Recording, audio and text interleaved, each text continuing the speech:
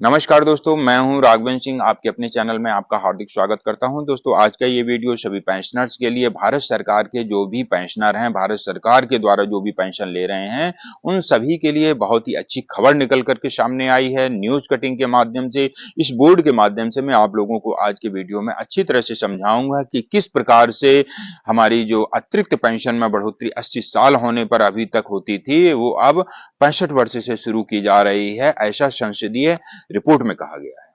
News cutting के माध्यम से भी आप देखेंगे कि किस प्रकार से बात को रखा गया है और उसे सिफारिश करने के तौर पर आगे इस पर विचार के लिए कहा गया है। आप न्यूज कटिंग को देखिएगा और बोर्ड के माध्यम से। और आप लोगों से एक छोटी सी गुजारिश करता हूं, यदि अभी तक भी आपने हमारे चैनल को सब्सक्राइब नहीं किया है तो चैनल से जुड़ने के लिए चैनल को सब्सक्राइब कर सकते हैं, क्योंकि अक्सर इस चैनल के माध्यम से आप सभी पेंशनर्स के बीच में ऐसे ही वेलफेयर से रिलेटेड नए नए इंफॉर्मेशन आप लोगों के बीच लाए जाते हैं और आप सभी पेंशनर की समस्याओं के समाधान भी कराए जाते हैं इस चैनल के माध्यम से। चलिए दोस्तों, मैं आप लोगों को यहाँ पर बताने वाला हूँ, जैसा कि आप बोर्ड के माध्यम से देखेंगे और स्क्रीन पर आप उस न्यूज कटिंग को भी देखेंगे। House panel wants pension age to start from 65 years, यानी कि संसदीय समिति का भी मानना है, संसदीय समिति भी चाहती है कि जो हमारे पेंशनर हैं उनकी पेंशन में वृद्धि 65 वर्ष से शुरू की जाए। आगे यहाँ पर न्यूज कटिंग के माध्यम से ग्रीवेंस के संबंध में भी बात कही गई है। जो भी हमारे पेंशनर की शिकायतों का निस्तारण होने में अभी तक देखने में आया है 60 दिन से अधिक का समय लगता था, डिले होता था प्रोसेस, उस पर चिंता व्यक्त करते हुए कहा गया है कि एक सामाजिक लेखा परीक्षक समिति का गठन किया जाए, जिसके द्वारा हमारे पेंशनर की समस्याओं का समाधान एक समय सीमा के अंदर हो सके। यहाँ पर बोर्ड के माध्यम से अगला सिंपैथेटिकल तरीके से पेंशनर एसोसिएशन ने एक बात रखी है कि हमारे जो पेंशनर हैं, भारत सरकार के जो पेंशनर हैं, उनकी पेंशन में वृद्धि 65 वर्ष से शुरू की जाए। किस प्रकार से शुरू की जाए? जिस प्रकार से अभी तक आपको पता होगा कि 80 साल होने पर हमारे पेंशनर्स की पेंशन में 20% इजाफा देखने को मिलता था। 85 वर्ष होने पर 30%, 90 ईयर्स होने पर 40%, 95 ईयर्स होने पर 50 और 100 ईयर होने पर 100% पेंशन में इजाफा होता था। वो इजाफा अब यहाँ पर 65 ईयर से शुरू होने वाला है, ऐसा इस रिपोर्ट में कहा गया है। 65 ईयर्स होने पर सिफारिश की जा रही है, अभी ये लागू नहीं हुआ है। और बात को कहा गया है 65 ईयर्स 5%, यानी कि 65 वर्ष की उम्र होते ही 5% की अतिरिक्त वृद्धि उनके पेंशन में की जानी चाहिए। 70 वर्ष होने पर 10%, 75 ईयर्स होने पर 15% और 80 ईयर्स होने पर 20%। आपने देखा 80 ईयर्स पहले डायरेक्ट वृद्धि होती थी 80 ईयर्स होने पर, अब वो वृद्धि यहाँ पर डिवाइड कर दी गई है 65 वर्ष से।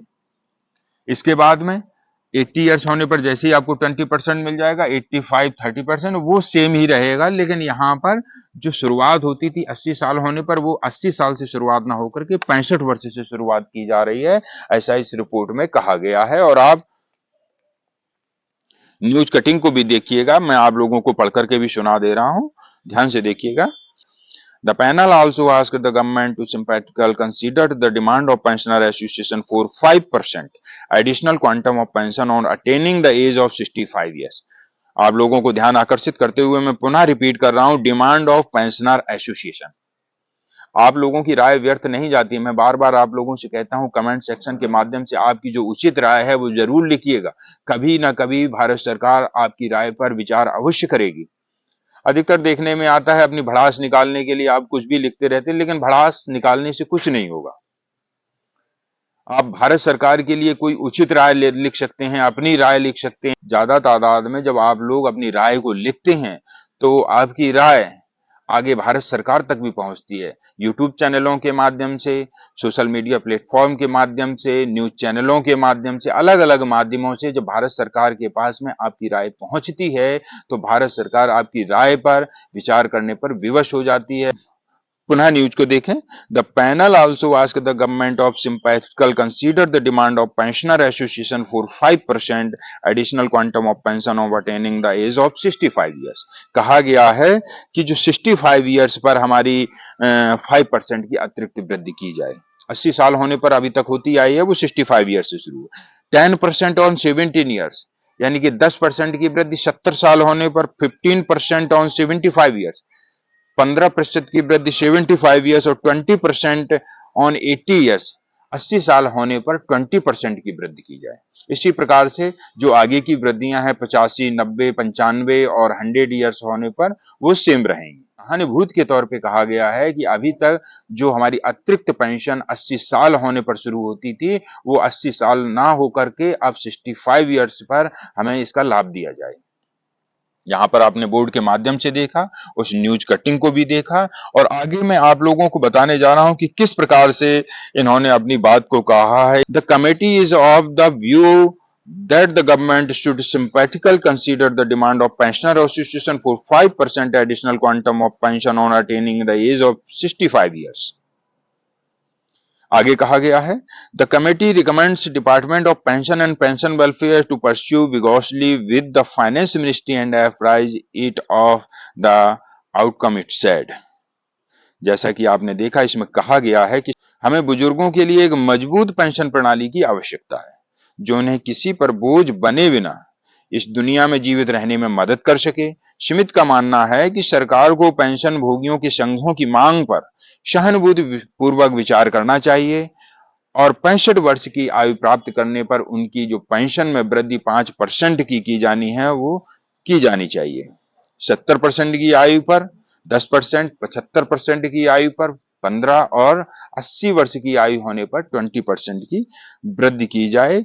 समिति ने पेंशन एवं पेंशन भोगी कल्याण विभाग को, यहाँ पर जो समिति है उसने पेंशन एवं पेंशन कल्याण भोगी विभाग को यह बात भी कही है कि वित्त मंत्रालय के साथ इस मामले में जोरदार तरीके से बातचीत करने तथा परिणाम से उसे अवगत कराने की सिफारिश की।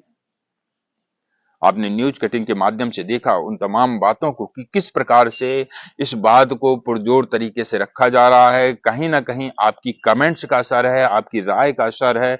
आपने जो अलग अलग सोशल मीडिया प्लेटफॉर्मों पर अपनी अपनी राय दी है, वो आज भारत सरकार उस पर विचार करने के लिए तैयार हो गई है और इसका फायदा आने वाले दिनों में आप सभी लोगों को, आप सभी पेंशन भोगियों को अवश्य मिलेगा।